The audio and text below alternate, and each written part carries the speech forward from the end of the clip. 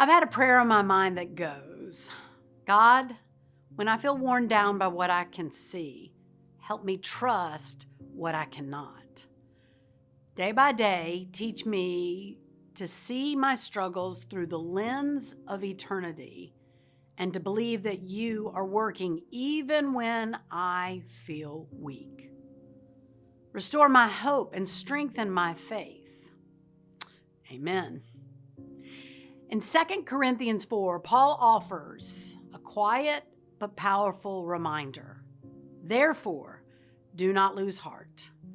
If you have lived any part of life, you know life can wear you down. It can wear you down physically. It can wear you down emotionally. It can wear you down spiritually. Or as Paul inserts, our outer self feels the strain of time. And here we are back to the prayer, Lord, when I feel worn down by what I see. A prayer like this comes to mind because bodies can feel tired, emotions frayed, faith can feel stretched thin.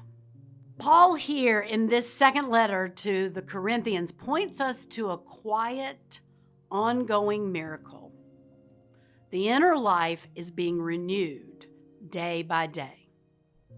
Not all at once, not only after the storm passes, but daily, slowing, and sometimes quietly.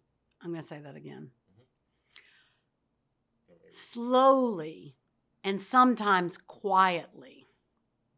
This is why Paul urges us to fix our eyes not on what is seen, but on what is unseen.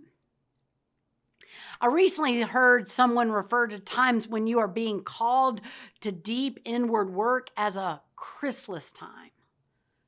A chrysalis is a beautiful image of spiritual growth and renewal. Do you remember from elementary science class about that chrysalis? A caterpillar enters the chrysalis looking the same it always has, but inside that chrysalis, it's still and hidden, and it is a part of deep transformation in that time and in that space.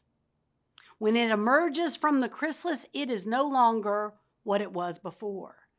It becomes a butterfly, able to fly.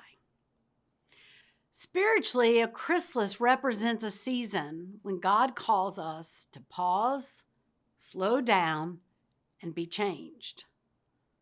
These seasons can be uncomfortable because the work God is doing is mostly unseen. From the outside, it may look like nothing is happening, but God is renewing us on the inside. Waiting is not wasted time. Being inside the chrysalis is not wasted time.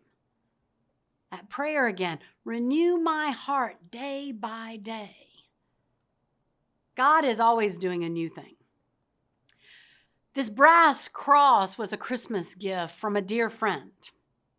It's made from old gun parts or ammunition casing. The craftsman that made this cross shared that these pieces of guns that we find beautifully made are inspiring. Even when it's in the artist's hands, it's inspiring to see what humans have been able to do and make. And then the testament is, what is it still capable of? The artist is saying that their construction is a testament to what humans are capable of doing. And it's amazing. Yes, this cross comes from a working gun, but it has been transformed into something new.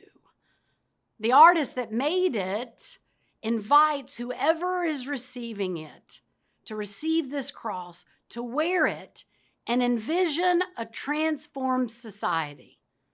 A society where everyone has a place and feels safe. The cross, as an artistic form, is a symbol of resurrection. And this transformed art carries the symbolism even further. We are all slowly and quietly being transformed.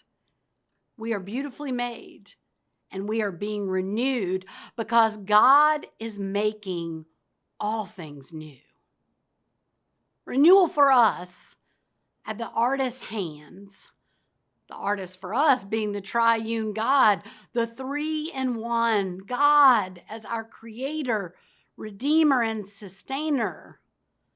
But we get worn down and do not remember that all things, even us, are being renewed. Paul calls present trouble light and momentary, not because they're easy, but because they are temporary when set against the eternal glory that is being prepared. When we fix our eyes not on what is seen, but on what is unseen, our perspective changes. Hope grows. Strength returns. Renewal begins not by changing our circumstances, but by anchoring our minds and hearts in what lasts forever. Renewal for Paul is not about avoiding hardship, but about refusing to let hardship steal one's confidence in God.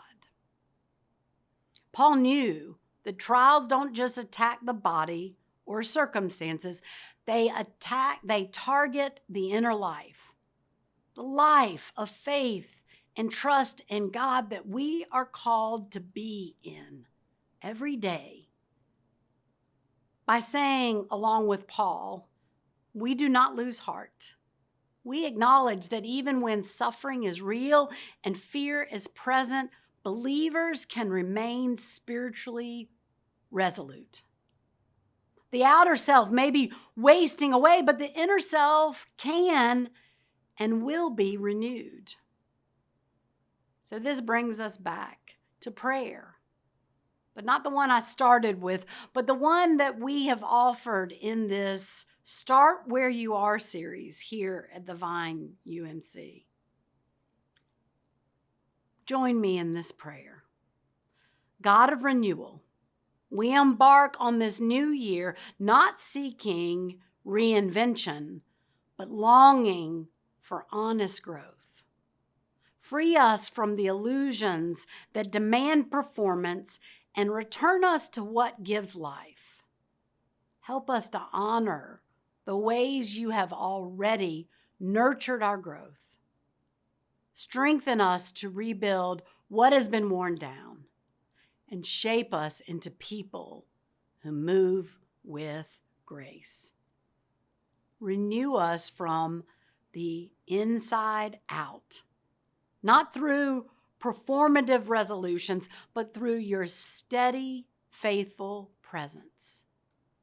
May we learn to begin again, right where we are. Amen.